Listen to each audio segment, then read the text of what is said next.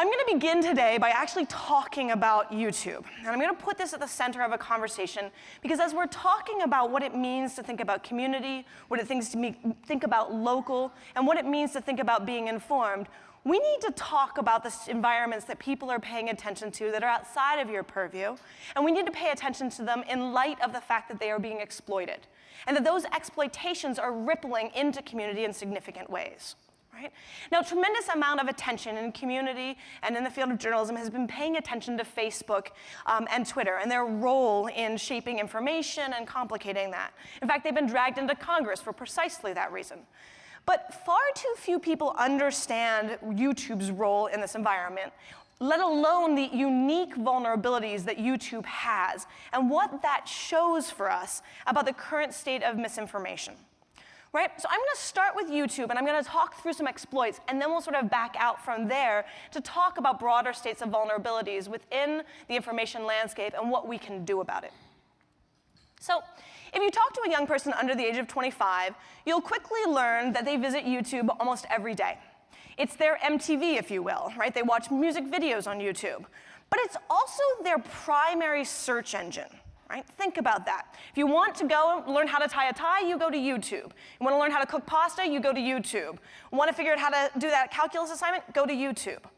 As a result of it being their home search engine and the way in which they get access to information, it's also the place in which many of them start to consume news. They start to pay attention to broader conversations. Now, how many of you watch PewDiePie on a regular basis? How many of you even know what PewDiePie is? Okay, we've got a couple, good.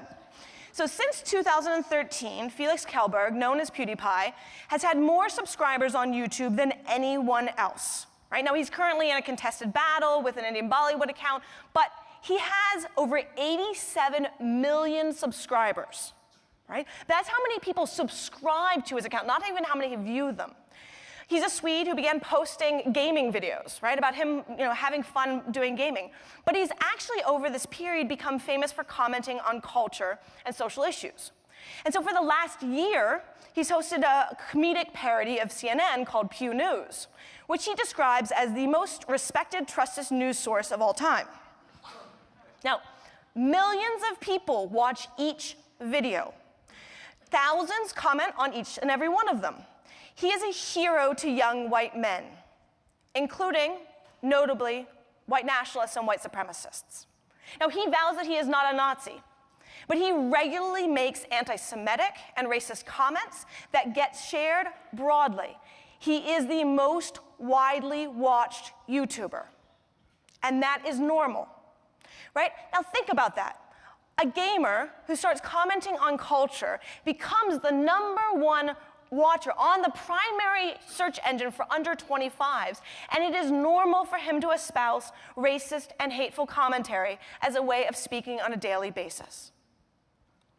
Now, most people don't realize how important YouTube is in this intersection. They think about YouTube for watching music videos or Super Bowl ads, but it's actually a more complex environment than that. As I mentioned, it's a search engine. It is also a recommendation engine and a social media site. It has discussion forums, influencers, an autoplay feature that people engage for hours watching the videos on repeat. And it also has significant problems that can be easily exploited, and those exploitations tell us about what's going on today. I'm going to talk about one kind of exploit, an exploit that goes across all sorts of search environments, including YouTube. I want to talk about data voids.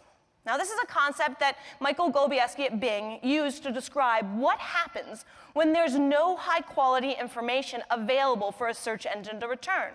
So what happens when you search for something and the search engine doesn't know what to do with it? It's one thing to search for, like, the basketball, scores. It's another thing to search for something that's kind of esoteric. Well, that's actually where we start to see a moment of exploitation. And if you understand how that's being exploited, you can start to see some of the vulnerabilities that are in our information architecture. So we have 4 different kinds that we're sort of obsessed with, Michael and I, and I'm going to walk you through them. The first is the idea of exploiting breaking news. So when a news story breaks out, you guys, many of you in this room, really get involved in trying to figure out what's going on. But search engines have limited data available to them at first. So on November 5th, 2017, many news outlets blasted a notification to their subscribers. Many of you woke up on that Sunday or saw it that day where you were notified that there was an active shooting in a church in Sutherland Springs, Texas. Now, the funny thing about a town called Sutherland Springs, Texas, is that to the best that we can tell going through Google and Bing records, 0 people searched for that town in the 2 years before. Even if you're in Texas, you might not know about this town. It's not a popular town. It's very small. So what did they get when they searched for that? They got auto-generated content, right? So they got Zillow content, census content, things that just sort of fit every town in this country. Google had already pulled that material in as part of its infrastructure, trying to provide something that was there. YouTube had absolutely nothing relevant at all. Now, because nobody searched for this, how does that start to get filled? Well, in the immediate period, Google turns to other sources of textual information. It pulls data from Reddit and Twitter. YouTube doesn't. It waits for you to upload content to YouTube.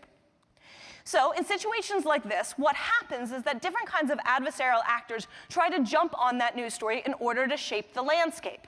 They immediately go, media manipulators, they immediately go to Twitter and to Reddit, trying to affect the things that will flow into Google.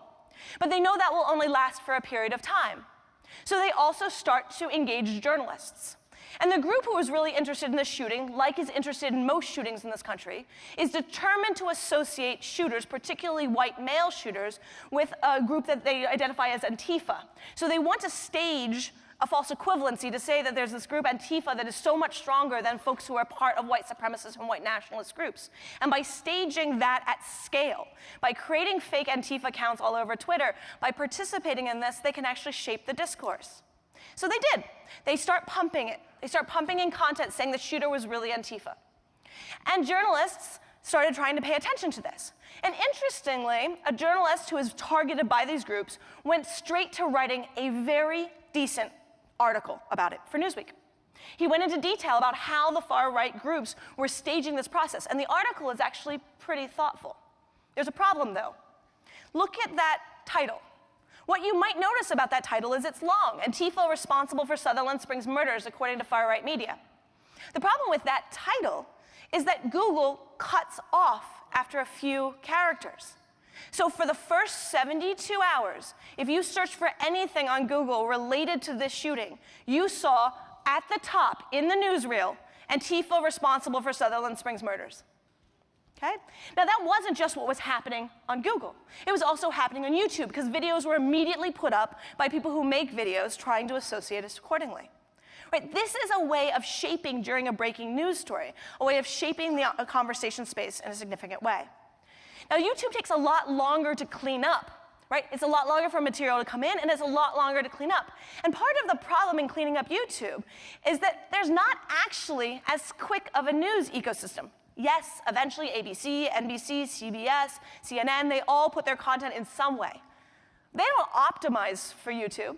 They don't go through the details of the metadata. They don't work out exactly how this should be optimized. And so if the metadata isn't there and people aren't building the link structure within YouTube, that is not highly ranked, even if the content is there. So that's data void number 1. Data void number 2 has to do with the creation of strategic terms. So in the early 1990s, a political operative by the name of Frank Luntz became famous for really pithy talking points. He was really good at creating phrases and frames that would actually shape the public imaginary. And every week, he hosted a meeting with Republican staffers on the Hill in order to offer them a new phrase that they should aim to get into news media so that they could create a drumbeat of terms, and that drumbeat of terms would be recognized by news media and amplified. And it was very effective. You know many of his terms: partial birth abortion, climate change, death tax. All of those are probably familiar to you. Those were Frank Luntz's terms. So when congressional members started using those terms, they managed to get the news media to do the work of amplifying that message. It created coherence. And when you have a term or a phrase that creates coherence, you actually see the shaping of a cultural logic. It's very effective. And regardless of what you feel about his particular terms, there is no question of his efficacy. Now, today, in the internet context, we no longer have Frank Luntz's, per se. We have a lot of people throwing spaghetti at the wall with terms throughout a lot of different environments that you probably don't pay much attention to. And they try out terms to see what will get traction. And they move those terms up, but they do something different with their terms.